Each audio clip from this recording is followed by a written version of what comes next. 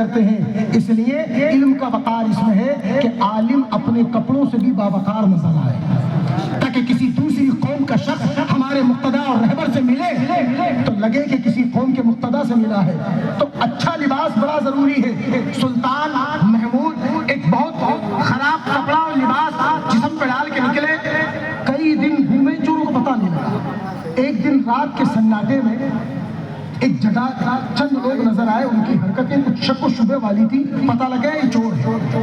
जब पता लग गया तो आपने कहा कि भाई हमें भी अपने गैंग में शामिल कर लो।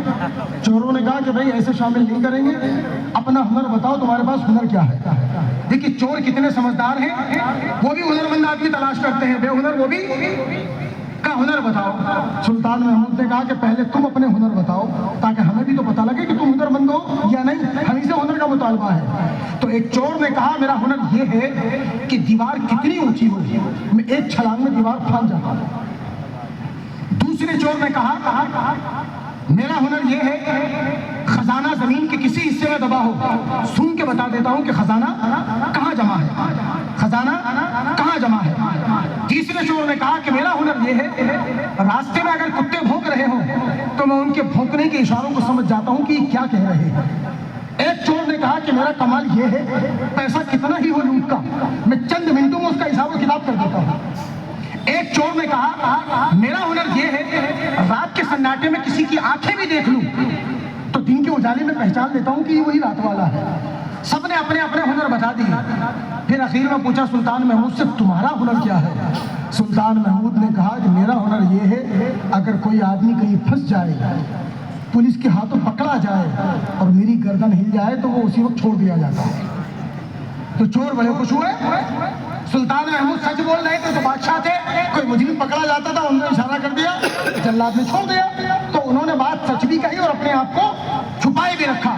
अब इतना सुनने के बाद वो सारे के सारे चोर बोले कि यार तुम तो चोरों के कुतुब निकले।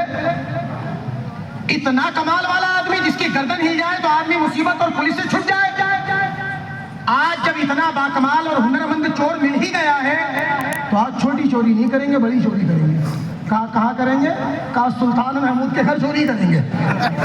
कहाँ करेंगे? सुल्तान महमूद के घर चोरी करेंगे। कहा चलो, चल दिए। जब ये सातों लोग चोरी करने के लिए निकले तो रास्ते में जब महल के करीब गए तो एक कुत्ता भूखा महल का। वो आदमी जो कुत्ते की बात समझ लेता था उसने कहा कि भाई कुत्ता ये कह रहा है हमारे साथ बादशाह, हमारे साथ क्या है? बादशाह है। तो लोगों ने कहा कि यार आज तेरा हुनर काम नहीं कर रहा, बादशाह कहाँ है हमारे साथ? सारे के सारे तो चोर है। नहीं, आज तेरा हुनर और तेरी अक्लमंदी काम नहीं कर रही, आज तू गलत नतीजे तक पहुंचा। दीवार ऊंची थी, जो हुनरमंद था जो दीवार को फांद जाता था, एक छलांग भरी अंदर, रस्सी के जरिए सबको अंदर बना लिया।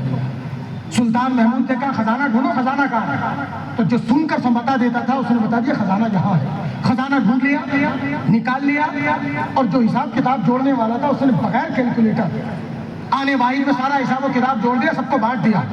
सबके चेहरों पर नकाब थी, कोई चोर किसी के चेहरे से वाकिफ था नहीं। जब पैसा लेकर के बाहर निकले और अपने अपने रास्तों और मंजिलों को जाने लगे तो सुल्तान महमूद ने कहा कि सुनो, आज जितना माल मिला है मैं तुम्हें एक जगह और बताऊंगा, इससे भी 3 गुना ज्यादा माल मिलेगा। अपने पते बता दो मुझे, अपने नाम बता दो ताकि मैं दोबारा तुम्हें बुला के इकट्ठा कर दूं।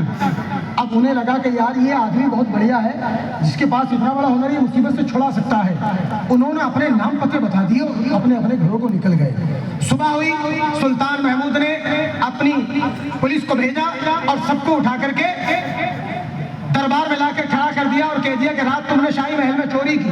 उन्होंने इनकार किया। सुल्तान महमूद ने अपने हिस्से के पैसे सामने रख दिए कि देखो ये है वो पैसे जो तुमने रात अपने हिस्से में एक आदमी के जरिए बांटे थे और ये माल हमारे पास है, बरामद हुआ। अब माल देखा, घबरा गए। अब जब घबरा गए और उन्हें लगा कि या तो जेल या फांसी,